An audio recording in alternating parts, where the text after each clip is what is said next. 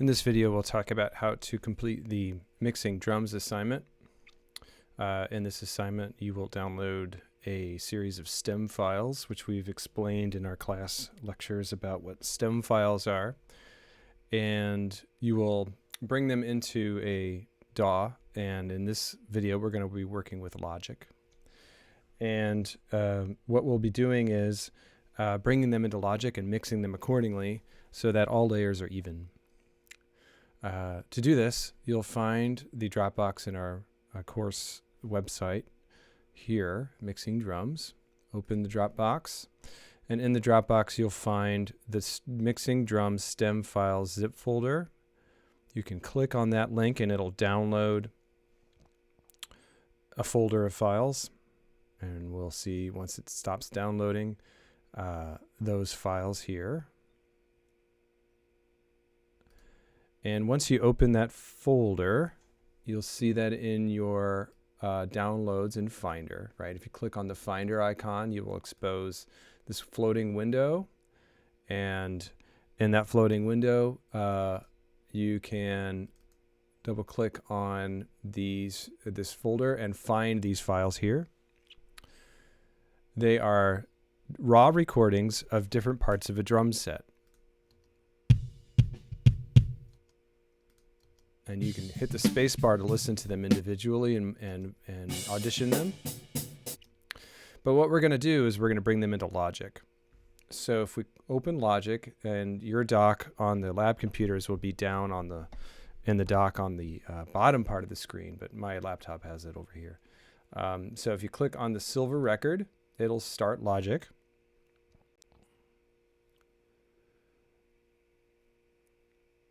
And we'll create an empty project. It'll ask you what kind of empty project, and I'm going to create an audio project. And you can set your in and out settings, which will be different than mine. You'll just go to your headphone jack on the computer, and you'll create an audio track.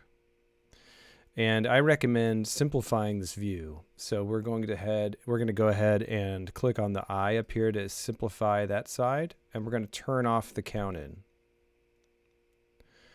Next, we're going to go back to Finder and find our floating window and click and drag and select all the tracks at once. Then we're going to click and drag again and drag them all into our session and align them to the beginning of our session if you can. You're going to create new tracks and hit OK. It'll think about it, and then it'll populate your session with a series of recording tracks. Mine just happens to do so with different colors. The computers in the lab will do it all in blue. When I have this all in here, I can take out this initial audio track. So I'll select audio 1 and delete it. Next, I recommend zooming out with the zoom function up here. This little slider is a zoom tool, and zooming out. And selecting this yellow area up at the top of the timeline and clicking this to the right to make a loop of your playback, so that when you hit the space bar to play it, it'll loop around, because we're going to have to listen to this a series of times to get this right. Okay. Let me zoom this back out a little bit so that you can see it in one screen here. Now, to work with the mixer function of this software, we'll need to expose the mixer view. That is done by clicking the X on your keyboard. The X key, literally X. There's no command or other thing you need to do. And you can make this view a little smaller by dragging this downward. This kind of helps to see both views at the same time. You can do that by just clicking on the border of these windows and just clicking and dragging to do that resizing. And you'll see that each of these files has its own mixer strip.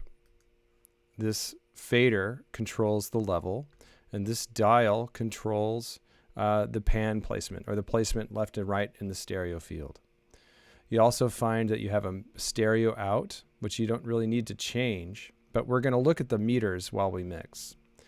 So I like to start by bringing these faders all downward, and I like to mix by addition. So I'm going to bring all of these down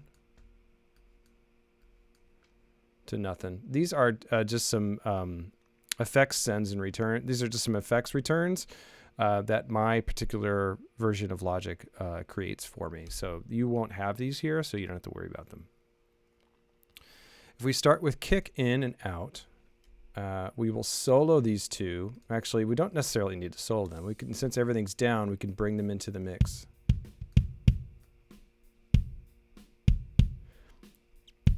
And we'll mix these two layers so that they are rather even.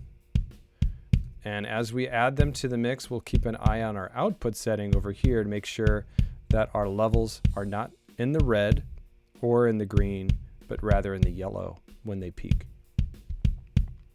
Next, we'll add the snare drum. Now, the snare drum is slightly on the right side of our view of a drum set. So we're going to pan them to the right a little bit.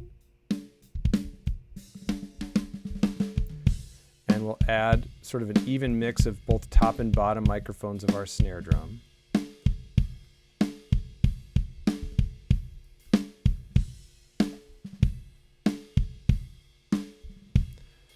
And we will make a judgment about how much hi-hat we need, considering the sensitivity that we have to higher frequencies. So the hi-hats don't need to be as loud. If I bring them up about halfway and pan them to the right, they should be even with our snare drum. If at 0, they're too loud.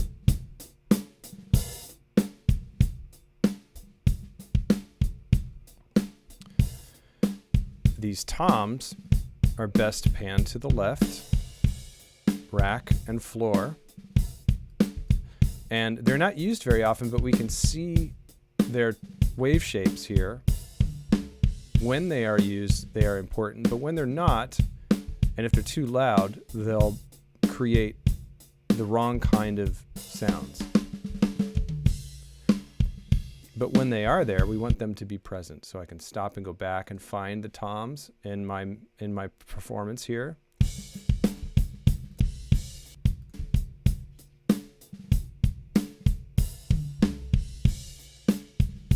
So they don't need a whole lot of reinforcement. Our ride cymbal is also on the left. And we'll bring it kind of barely into the mix too. Doesn't need to be the focus.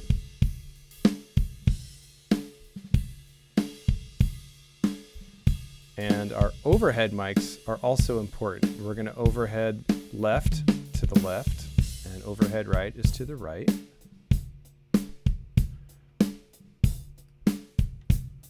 And if we bring them up, you'll hear how they add room sound and also cymbal sound to our mix. So this starts to sound a little bit more natural to us. If I take them out and mute them, our mix is rather tight and deadened. But if I add the overheads, it brightens and livens the mix. Finally, our next room mic is interesting. If I solo this mic and bring it up, this is literally a microphone in another room that gets, again, more natural overtones of the performance.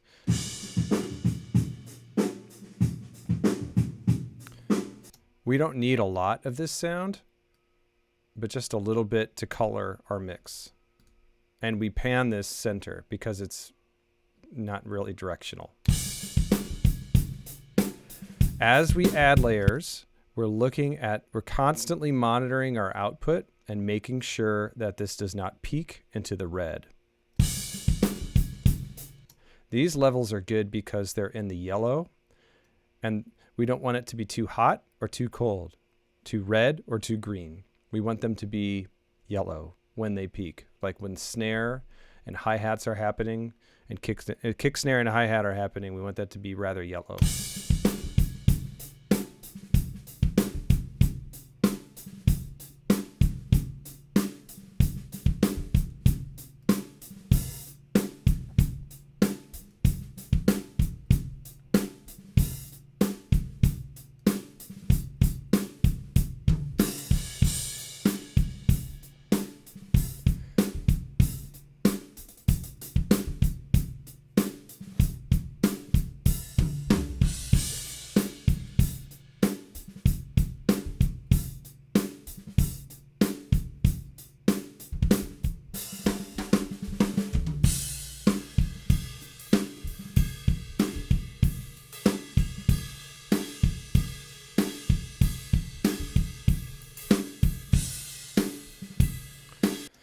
So notice that as I'm listening to the entire mix, I'm making tiny adjustments.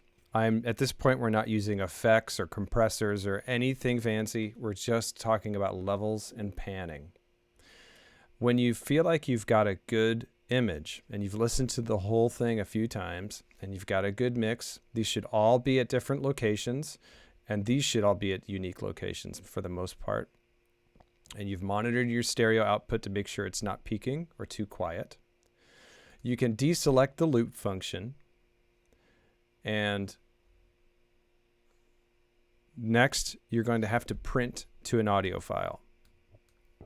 Printing to an audio file summarizes all of your mix decisions and panning decisions into one unified stereo MP3 or WAV file. And doing that is through the bounce function of Logic. The name bounce refers to when we do a sort of a ping pong mix of 4-track recorders from back in the days of tapes, tape recordings. So what we're going to do is expose the bounce function by hitting Command B. You can also find the same thing in the file menu. So File, Bounce, Project or Section. Notice that the function is Command B. Command B opens up this dialog box, which allows you to select the kind of file you're going to generate. I'm asking for an MP3 for this project. So you can select MP3. You can deselect PCM. If you wanted a full audio file for this, you would select PCM. But for this, we're selecting MP3. All the other settings are fine. Click OK. It'll ask you where to save it. I'll save this here as mixing drums, audio, demo. And if for your assignment, I would recommend placing your last name at the beginning of your file name.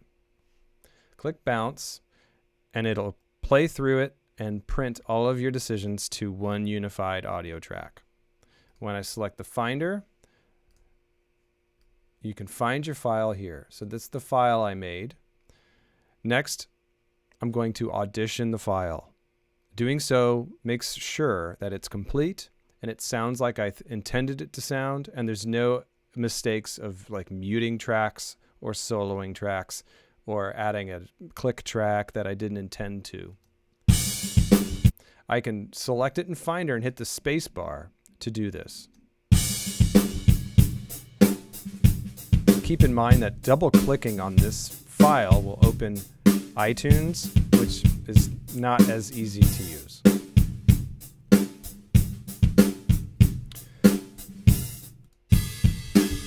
Okay, so this sounds pretty good to me. I'm going to go ahead and upload this to my Dropbox as my assignment. I'm going to click Upload, find my demo. If I have any comments, I'll place them here, or questions, and then click Submit to Dropbox. And you should get an email receipt of your work. As always, if you have any questions, please feel free to reach out. You can use this video as an example. You can also use this sample mix as an example if you are looking for guidance of decisions. If you have any questions, please reach out. Thank you. Have fun.